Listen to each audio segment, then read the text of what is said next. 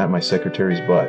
My boss caught me right in the act. He didn't call the police. Instead, he promised me a promotion and raise. The condition was I had to stay late tonight. I quickly agreed, but this decision would haunt me forever. Past midnight, I walked out of the office. I spotted a strange man in the hallway. I hid behind the wall and held my breath.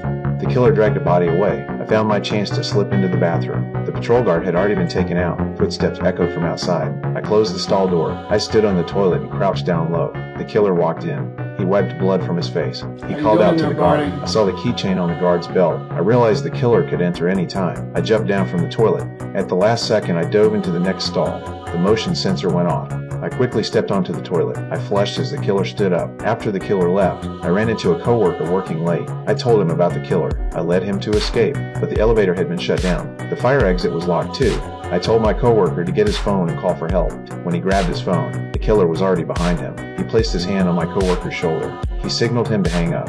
He pressed a gun to his head. He asked a question. Is anybody else working late tonight? No, it's just me.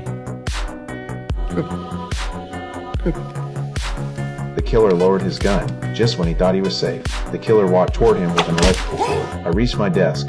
I tried to grab my phone to call police. My phone was dead. I frantically plugged it in to charge. I turned around and saw my coworker's body. A door opened behind me. I ducked and crawled to a corner to hide. The killer's footsteps grew closer. I prepared to strike when he entered. My phone suddenly rang. The killer ran toward my desk. I slipped out while he was distracted. He realized I was nearby. I escaped to another room. I saw people working late in the building across. I jumped on the desk and waved frantically.